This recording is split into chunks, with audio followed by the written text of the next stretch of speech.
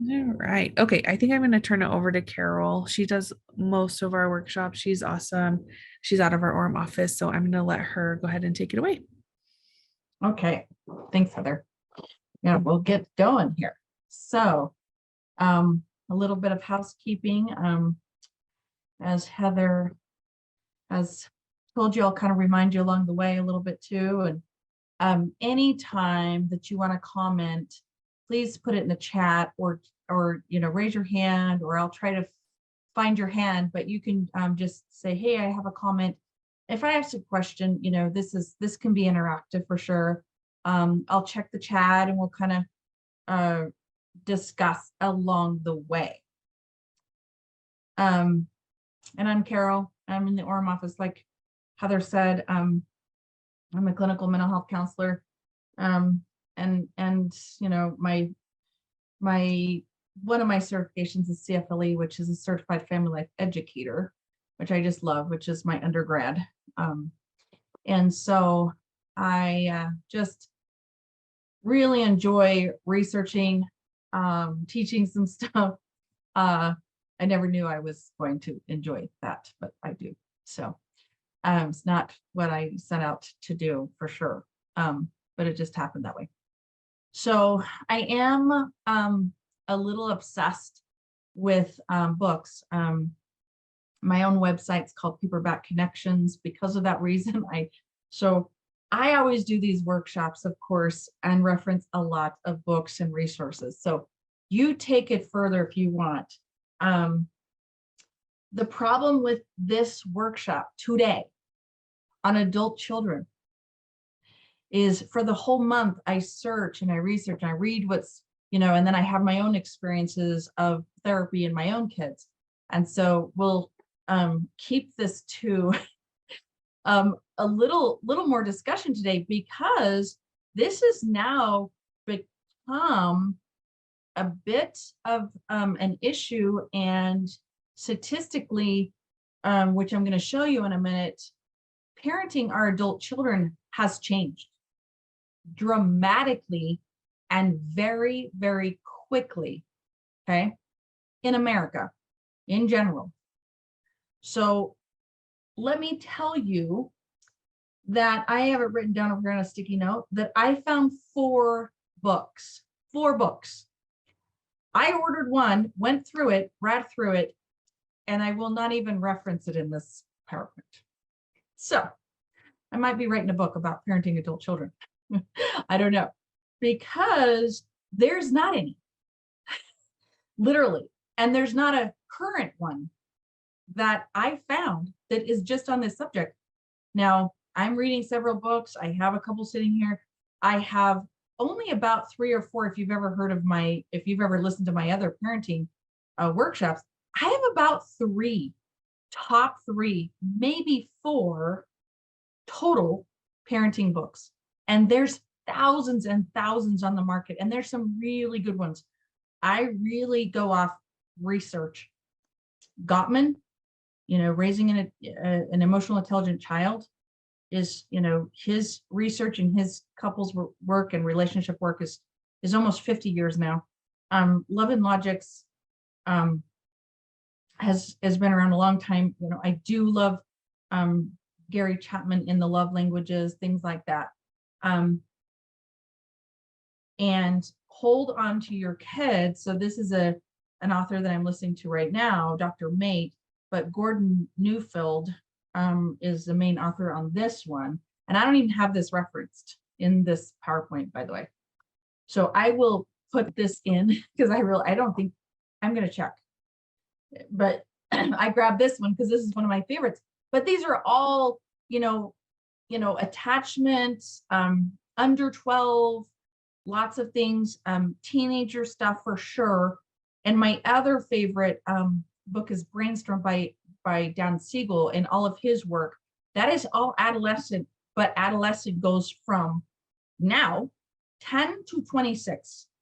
26 because the brain stops developing at 26. So we have lots of stuff on that, but adult children after 20s, there's very, very little. So I found articles, but there's no one book. And that is so rare. I never, ever have a workshop that I don't have a main book that I read the whole thing and do a PowerPoint on. So we're going to go through some of these things though. So there's quite a bit, of course. If you know me, I go fast. I add a whole bunch of stuff and cram it in an hour. So be ready.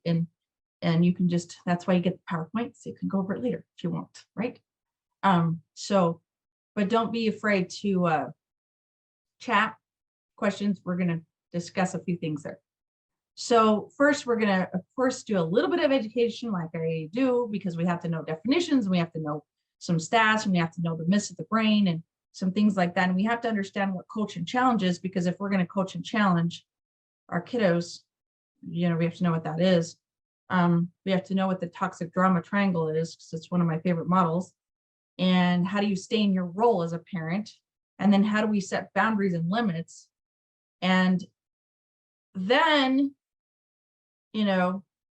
we have to go in for ourselves and look at our own wounds. Okay. And then where I'd really like to talk about and discuss a little bit is how do we deal with disappointment? And as anybody's read my bio, I have 7 blended children, and I'll tell you their ages. So they're on YouTube, 20 to 37. So, and I say 8 because I have an almost 3-year-old foster child that is mine. So let's count 8 in this category of 20 to 30-ish. Now there's adult children that are over 30 that we all parent also. So this is why I found that I was having so many clients, 20-something-year-olds is what I call them, 20-something-year-olds coming into my office. And then I've had lots of parents coming into my office with 20-something-year-olds. And we're lost in some of this post-pandemic parenting. So if anybody can relate of the 100 people that are in this class right now, I sure hope that we can share what's going on, because this is new. We do not have 10 years of research on this. We don't. I found some pretty recent ones, but that we're going to talk about right now, which is debt. So, why would I bring up debt? Why are we in more debt? 6% more than the previous year in 2023. That was 2023. So the previous year, 2022. So 6% more debt in the household. Well, I bring that up is because, of course, we're going to talk about why we're adulting our grown children. Well, because they've lived with us more than ever before in America's history. And it went up in 3 years, basically from 38% of kids living with us to 58%. There's nothing else like it that we've done. It's been really, really bad. It's gone up seriously. So the statistics is like 38%. But I found one that was like, so after the pandemic, 2000 to 2023, right? So a lot of people moved home, of course. So 67% moved home, and they're still there. They're really still there, So my kids have moved in and other people's kids, they're like, okay, my kids moved home, economically, school-wise, affording housing, everywhere, right? So it's quite a challenge. 1 in 4 young adults, mostly men, lived with their parents or another older family member in 2021. The large share is the largest share in more than 50 years. 50 years. So yeah, it's changed. 2020 survey, half middle-aged adults who have children of 25 or older are still giving money monthly to their everyday needs. So the question is that we can discuss, what financial issues do you see? And I'm going to show you a chart here. course, we're living with our parents more than ever, right? 2020, that was like 3 years ago almost, right? So 52% from 18 to 29-year-olds are living at home. So the thing is we're giving on an average, I saw one statistic of like, 40% of parents are paying for more than one bill for their 20-something-year-olds, right? The average was $1,000 a month. So basically their rent and their car payment, right? So quite different. And if we did a survey in here of how many of you are helping pay for your kids' just average bills, they said just average household, like food and shelter and, a car payment or insurance or something, we would probably have a pretty high percentage. But we don't have to do that right now. But if you were in front of me and we were in a big class, we would definitely be raising our hands, right? On those things. But so here's a little, spin off of financial help for adult children. So 20 to 24 is that tough time, right? Sure. It's really tough. And to pay for schooling and to pay for housing. Yeah. So the point given is they're living with us.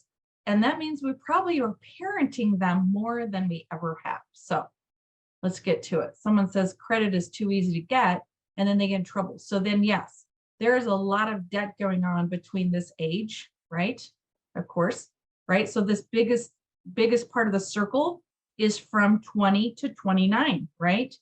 And your credit score is you're trying to build credit, right? And you're trying to help your kids learn, I've always said, just like, done things with my kids at 16 and at 18, and and now our younger kids are a little different, so the older ones are like, okay, here you go, here's how we help you get to this point with your credit score, right?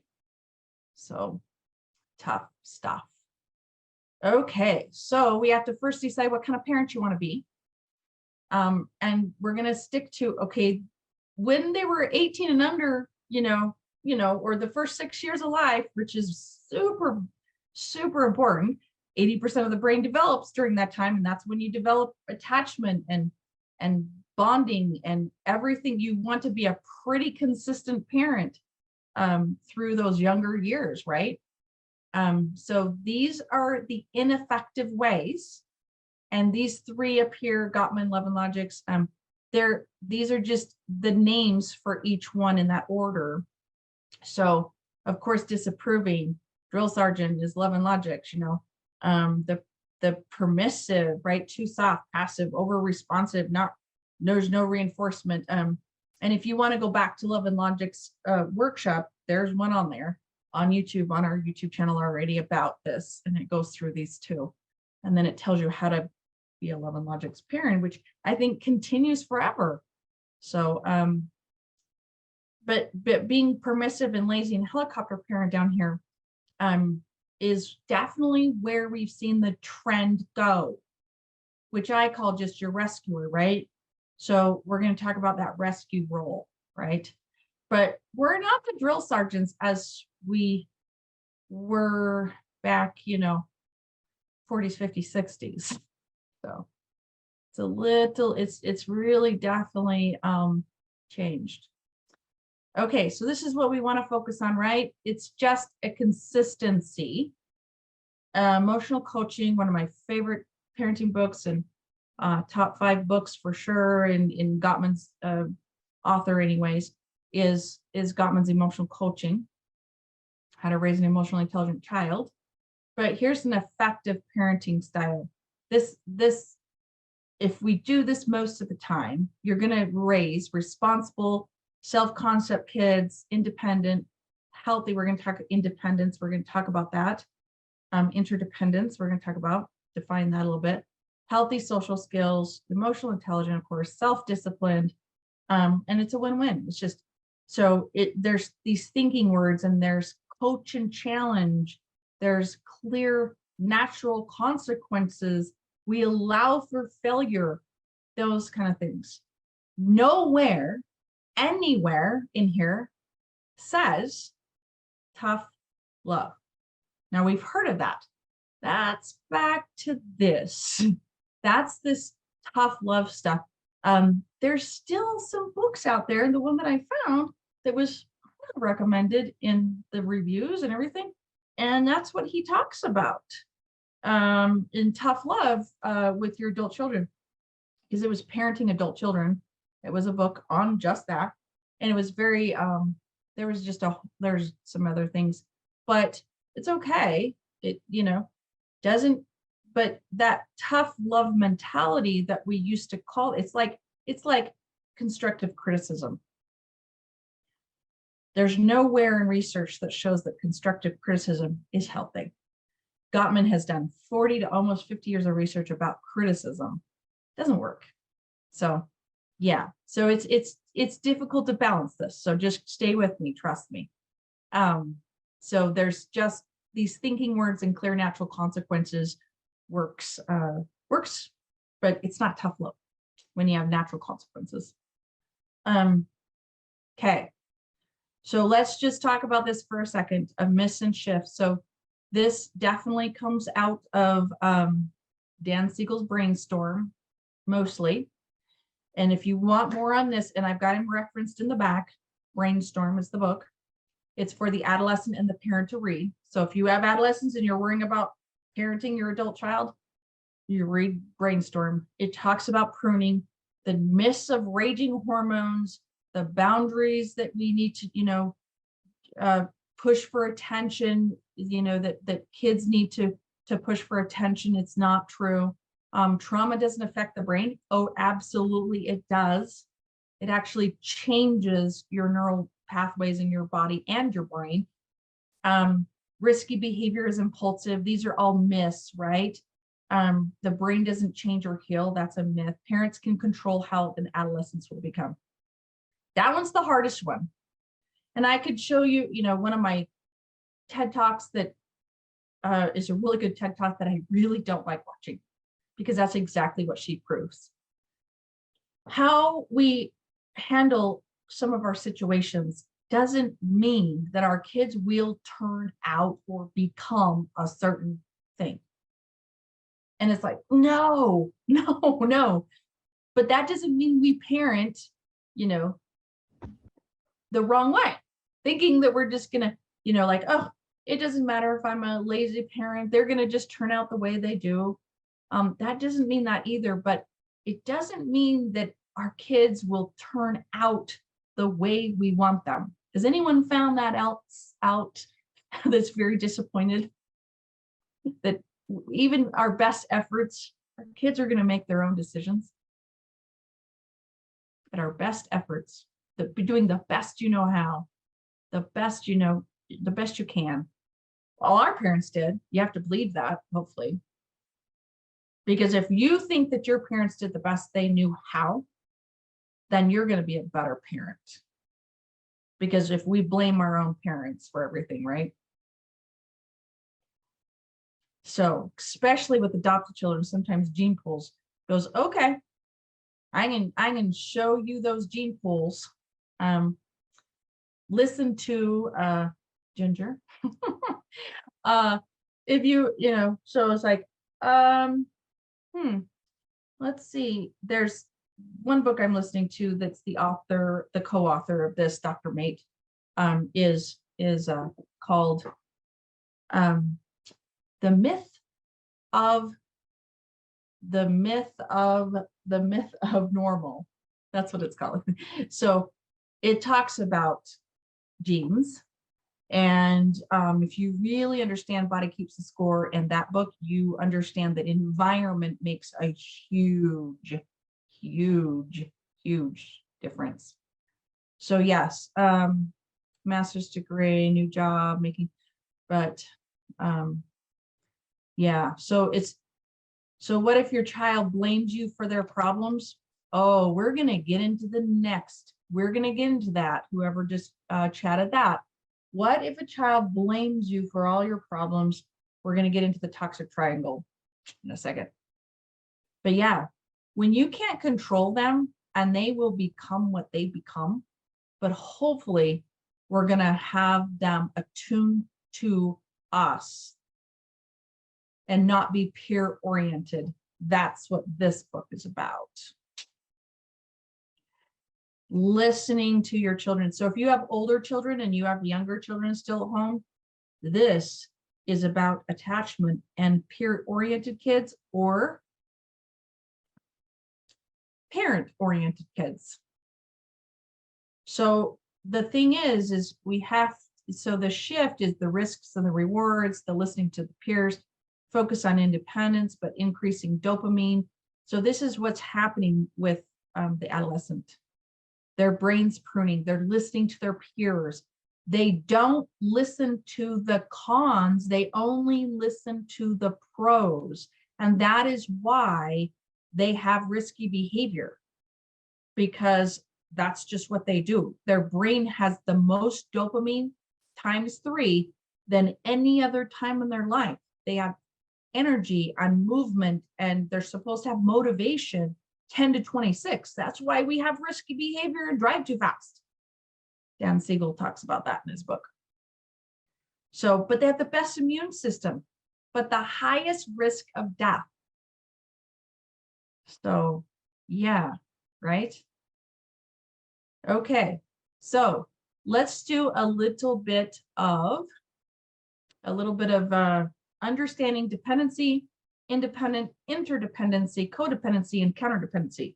Anyone not heard of some of these words? We want our kids to be independent, right? Dependency is just depending on someone else's emotions and needs and find ways to make a relationship with both people. But it's like, okay, dependency, both people can express that. And we are dependent people, wired in us. We need relationships, we need connection. So independent though, still dependent, but I'm living non-depending on another for my livelihood or substance. Now tell me the 20-something-year-olds, they're not doing that yet. They're still needing their livelihood or their substances, their Maslow's hierarchy, their food, shelter, and water still needs to be supplemented by their parent, which in America is not happened very much. We were pushed out of the nest, right? Other cultures different. We won't get into that, but we're just, talking about us right here in good old Utah. But interdependency, a mutual give and take. Both people give and support encouragement. That's the goal, people. That's Stephen Covey talks about interdependency. So I put a slash in there, interdependency. So as a couple, as a married couple, that's our goal. We're independent people, hopefully, because we're not into those next two. We are into independence, which is awesome, but we still depend on each other for needs and emotions, because that's what we do and what we need, or we wouldn't be human. Really, we'd be robots. So, I haven't made any jokes yet, but it's like, are we robots? Are we aliens? We're not. We're just not. It's impossible. So we are moving towards interdependency in a couple, in a marriage, in a partnership. So that's the goal, that we can be interdependent. Right here is how I call it. And I do this a lot in therapy. I'm like, yeah, right? You're just right here. You're not here, because that's counterdependency. Clear out here where we don't need anything and we're counterdependent. We don't trust, we don't attune, we don't have attachment. We don't want anyone helping us, or we're codependent and we're enmeshed. So right now, decide which one are you with your grown children, with your younger children, with anyone. Are you independent, but you're still needing, someone needs you for a livelihood? Okay. Or are you interdependent where both people are supporting each other equally? Now in a parent child, you still, it's not supposed to be that way equally. You are always in the parental role, but codependency and you're enmeshed really bad, and you need the other person for approval. That's what's really toxic and unhealthy. And codependent is clear out here where I don't need anybody at all. Any questions on this? It's just a great slide. It has so much to do with relationships, right? So you really need to define these and see where you're at so we can parent in a certain way, right? Because of course, if you're counter-dependent, and you've got a kid that you're trying to parent as a counter-dependent, and you're like trying to, stay in healthy boundaries, it's really tough to, come together a little bit. So if you've seen some of my workshops and if you've ever been in therapy with me, you probably know this model. I cross out some words. I put stop the trauma up here. I put parent, child, adult in the triangle. So you decide where you are as a parent, child, adult. Are you the rescuer or the bully? Are you helpless or are you a thriver? This is crucial. This is such a great model because this has been around for a long time. And the top thing here to be a coach and a challenger, and I had a therapist teach me about my child to be an inviter and an enticer. So invite and entice. Sometimes that's all we can do is entice and invite, but coach and challenge is where we want to be in lots of relationships. Because if we're not, we're the rescuer, the bully, and that's not where we want to be.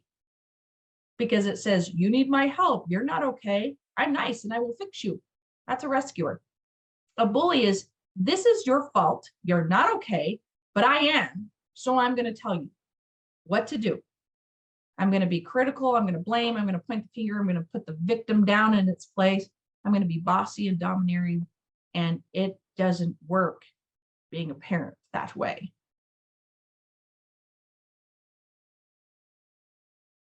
So, or being the victim. For me, I give up. Everybody's okay, but not me. So I'm just going to be down here in the bottom of the triangle and be helpless. I'm not going to seek help. I'm not going to solve problems. I'm not going to make decisions. That's the victim. Now, if you've got a victim, like one of the statements, the chat earlier was, what if I've got a child that blames me for everything? Well, read the victim, helpless, list there. Refuses to make decisions and solve problems and get professional help or do self-care or change. That's a tough one. So all you can do is coach and challenge. The way you get out of the toxic triangle, I've got some ideas. Because this is what I teach you just in parenting and relationships. So yes, this is your adult children though. This is how it is. So toxic children who constantly engage in entitlement, dramatic, bullish, they're bullies, right? Manipulative, demanding, immature behavior. You have to be the one that gets out of the triangle. And number one is state boundaries over here. I will listen. I am willing to do this. These are my expectations, and here's my choices. So it's back to, this is love and logics to the T too. Here's my clear expectation, but here's two choices. Which one do you want to do? And so it's very clear, and you still stay in the parental role, which is this. So coaching and challenging, staying in your role. So here's the parent, here's the child saying, here's the adult. You can switch these around. They can be all over in the triangle too, but most of the time I just put them up here, right? So the parent The adult, you're going to either persecute or rescue, or you're going to coach and challenge the thriver or the child, right? You want to coach and challenge so the child is the thriver. So you just do that by doing those steps of setting up boundaries, getting out of the conflict as much as possible. Because you, and this is a sticky note, and I don't have in this PowerPoint. I shared this with a 20-something-year-old, maybe he was 30-something, yesterday, about how his parents are supposed to do these things. This is a sticky note. There's very few sticky notes, but that I keep. But this is it. So, because adults, okay, are supposed to take responsibility, regulate emotions, apologize, reconnect, and repair. That's their job. That's our job as adults. Our children might not get that yet. That's okay. But our job is to take responsibility, regulate, apologize, reconnect, and repair, which is apologize and repair when we screw up. And then we model that, right? Nurturing, without being critical, without, bullying, without criticism. Okay. So this goes all the way back. This is a parent, adult, child, I'm okay, you're okay by Harris. This goes all the way back. This is the roles that you'll take on as a parent when you'll take a child role when you're not the child, because of your own stuff. Okay. Apologize for what someone says, go back to that. So apologize. So when you don't do things that so say you didn't hear, you didn't listen to, or you didn't, you raised your voice, or you did something that you need to apologize for. Say, hey, you know what? I could have done that better. I am sorry that I didn't hear you there. So let's start over. I could have done that better yesterday. So it's just apologizing for what you need to own and modeling that, because that's part of the repair. And Gottman says any relationship, the key point is repairing, is how you repair. You're not going to be perfect, but it's how you repair. So the parent, the adult, the child, these go back, if you want to, go into a therapy book, these go back all the way to your childhood, okay, of when you were 5 and under, 10 months on, and 5, birth to 5. So parent, child, adult. So if this is something that interests you, go back to your adult child ego state and see what's going on and why you jump into the child role when you're supposed to stay in the child role. So when you put your child in a parental role, that's called parentification. That happens a lot. Sometimes, because, or an equal role is 2 adults. So remember back when you were just supposed to be here and not enmeshed, that's 2 adults. You're putting your adult child in an adult role and not in a child role. And that means, for example, if you get too enmeshed, too codependent on each other, you're best friends. And nowhere in the parenting, styles, it says, be your child's best friend. So yes, we can friend our children, of course, but they're not supposed to be enmeshed in our lives, and we're not supposed to be enmeshed in theirs. Because that means that we're not setting boundaries, we don't have expectations, we're not, respecting their space. And believe you me, I have lots of 20-year-olds in my office going, I need some space, but I get where my mom and dad's coming from, but I need here and I need here. So it's a tricky balance. It really is. And finding that balance with each other, with each kid, because each kid's different. Believe you me, they're different, right? So we're pulling, we're just kind of trying to get that balance of just being right here and a little bit right here. And then you've got married kids and you've got, in-laws and, So you're just trying to get that balance right, and it can be tricky, but there is a formula. There really is. Refereeing it. So with boundaries, the reason why we have to have boundaries to stay right here is because we're not meshed and we don't need to be clear out here and completely disown everybody, right? Um, and so limits, needs, protection, empowerment, balance, divide. You want to teach your kids, you want to model that you have boundaries and that they need to have boundaries. So pick one of these and say, hey, you know what, we need a better time boundaries. So you don't know how many people from 20s to 30s that I have gone over this with in my office about their parents being so intrusive that it messes up their own relationships because they're so parentified with caring for their mom or dad or something that they can't, they're so guilt stricken if they don't reply to their texts and their needs. And that may be a single parent, that may be a needy parent, that may be a personality disorder parent, because they're so enmeshed and make you codependent on them. And so then we pick a category. So, you know, the kids and the parents have to say, you know what, I need to spend more time in my boundaries area, you know, like, and boundaries in my time area, and stop violating other people's space and time. And that helps you get out of the triangle. So pick one, just one, and try it with any kind of relationship. So let's get to that. Of course, this is in my boundaries workshop, so I just put this in here, but how to do that, how to assert a boundary, because yes, here's a boundary. Oh, now I know which boundary I'm going to do. I'm going to say, hey, mom, I'm going to not respond to your 14 texts a day because I'm at work. And that's, it's like, it's adding so much pressure and guilt to me that it's not fair. But all you really need to say is, this is not helpful. I feel this way and I need to step back. So it is just those couple statements. But the reason why we do this is repeat and repeat and rehearse and repeat and know where that need for the boundary is coming from.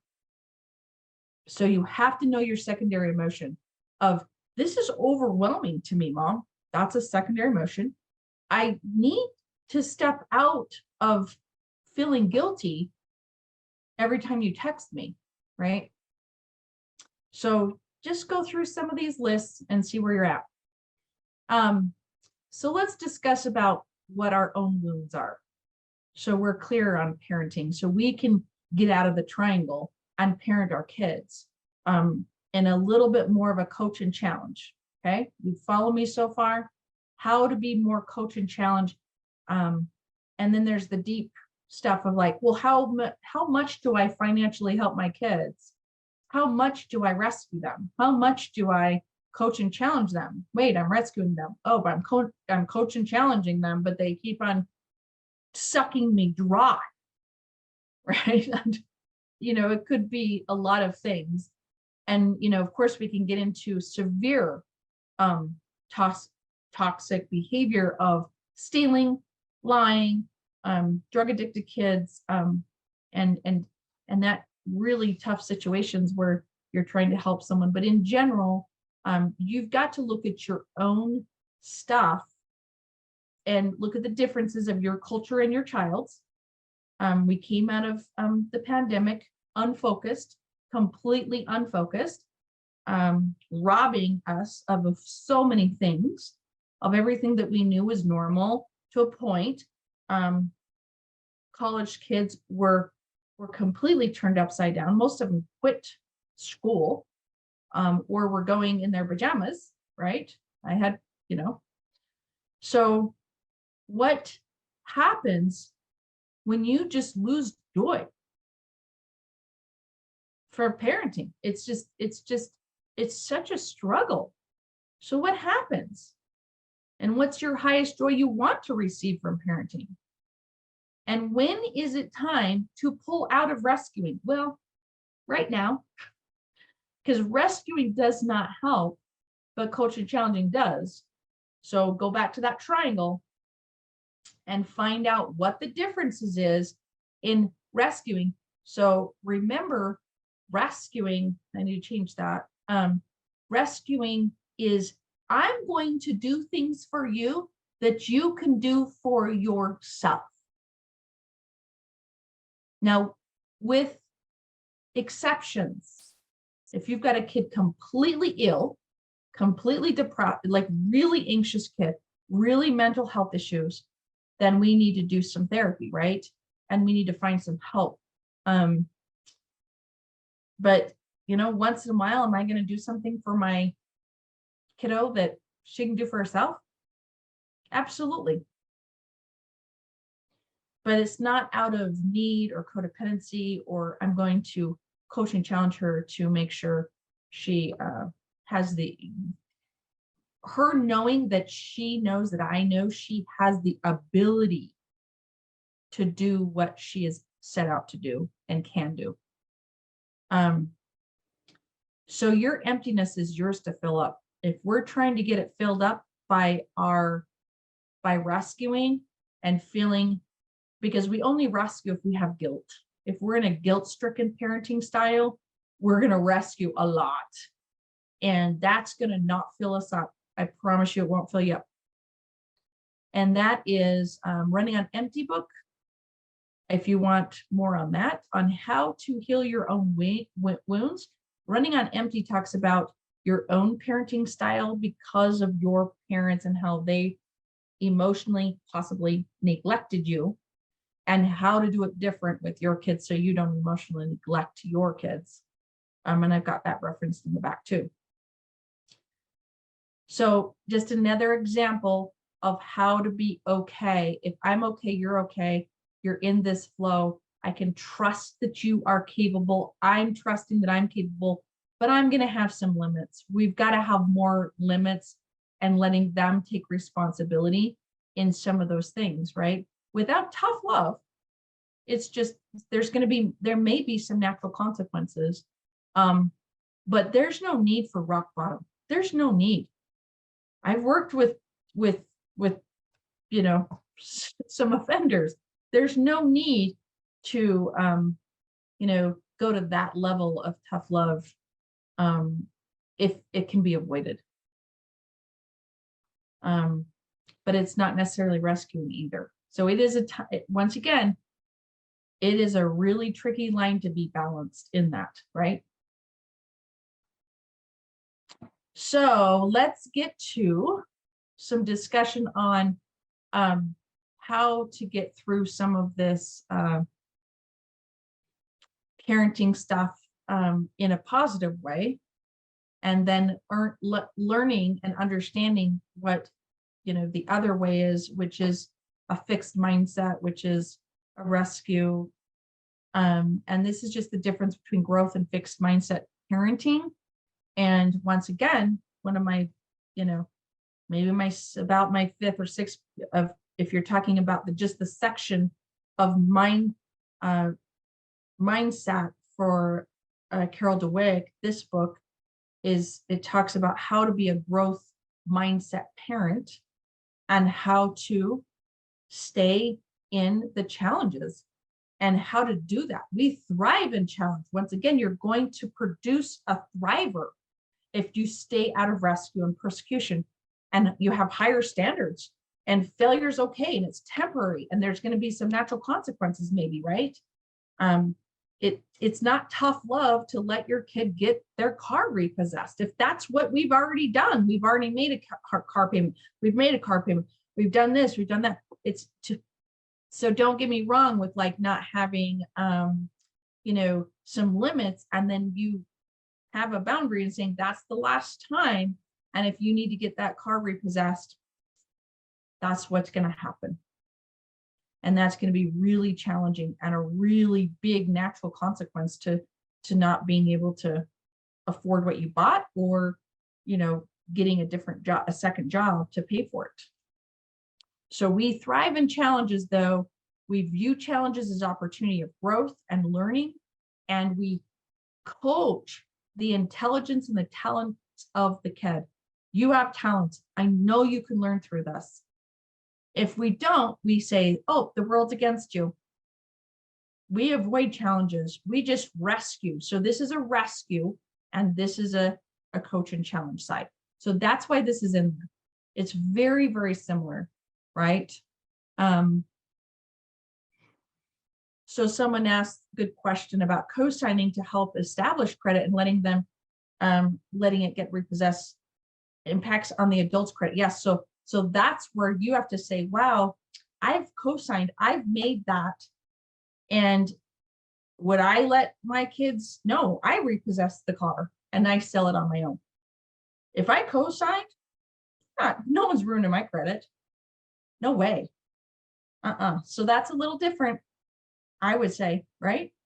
So you teach them, it's like, oh, I'll co-sign, but here's the contract that I co-sign with you with. If you get behind more than 2 weeks in that payment, we have some serious challenges and we're going to have to figure something else out, and da da da da da. And I will help you with one payment until you get caught up. Say they lost their job, right?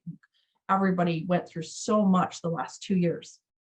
So you work that out, but then you say, yeah, so the car is going to be sold right now, and you're going to owe me that money back if you're upside down in it, which is most likely they are, right?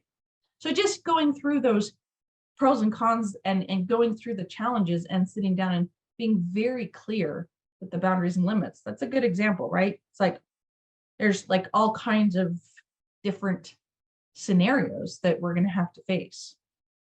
So this is just a little example of like some verbiages, is that a word? Some verbiage of like, oh, what's plan B? It seems like you're late on your car payment. I've co-signed. We agreed that you can't be more than 2 weeks late. Oh, wait, let's go to the bank and postpone one car payment till you get caught up, which they let you do once a year. You come up with all those solutions, but you do all of those solutions. And then at the end of the day, they still didn't make their car payment. They can't make their car payment, right? And you've got to decide what to do so it doesn't ruin your credit. So, okay, so let's talk about this. I want to have enough time to talk about disappointment. So there's some positive stuff, and there's some ways to coach and challenge, and there's some things to stay in the positive parenting that we like, right? Of being just consistent and with limits and choices. But if you're holding an expectation that doesn't fit your choice and your child makes a different choice, how do we deal with that? How do we disrupt? How does that disrupt our positive feelings or hope? And how does that go into grief and guilt? Anybody have this happen? How disappointed are we as parents parenting adult 20-something-year-olds to 30-something-year-olds?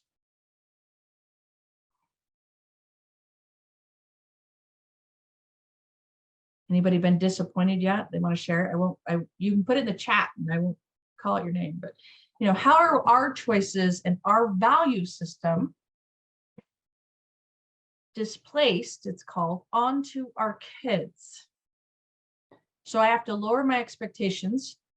Now I just look for the positive things they can do. As disappointed parents, probably disappoint is his choice of a spouse, disappointed in his choice of spouse. Yeah. So that's a big one. There were some articles I read about how do we deal with the disappointing person that they've chosen. That's hard for these kids to choose.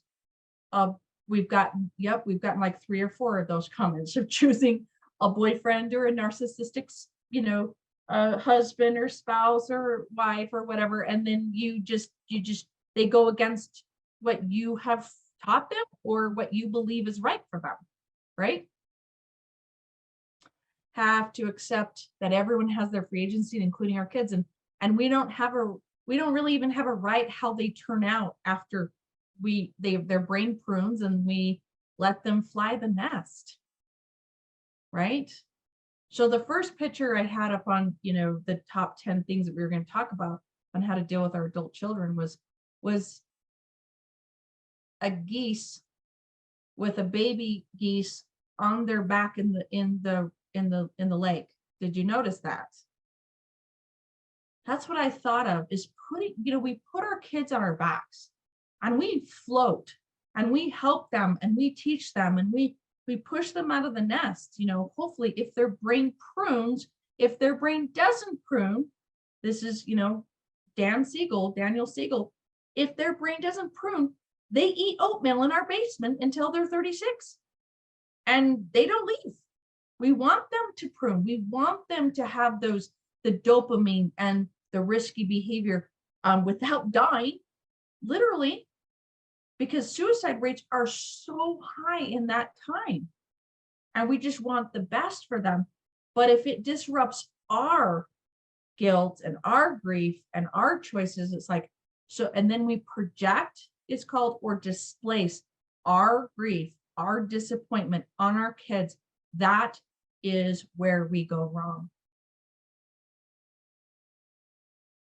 Disappointment is a big word because it goes into shame and we go into disappointment of our child instead of their behavior. So how do we just keep it? And you guys are coming up with lots of good ideas. Grandkids are hard if the in-laws are controlling. And yeah, we don't control who our kids marry and be with and partnership with. It's really hard, and I have shed tears. So we have disappointment. It disrupts our positive feelings of hope. I wrote in a collaborated book about motherhood and all 5 stages of motherhood I've done, from here to all the way now, of over 30 years of mothering. And I had 25 foster kids live with me that were permanent, besides my 3 kids, besides grandchildren and stepchildren later on. And so being a stepmom and being a foster mom of kids that are fantastic kids, they're just good kids, everyone just, but that doesn't mean I need to approve of their choices.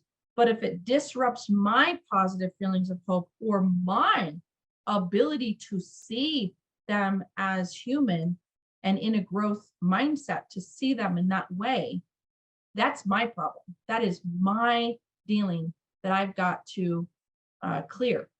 And that's a little bit of trauma work of your own childhood and your own disappointment, and your own attachment styles. And I could go into attachment all day long, but we have to ask the parents. It sounds like, it's hard when you have grandkids and expectations of to treat, the in-laws and the other side of the family, people who they marry, disappointing the choice of a boyfriend. Yeah.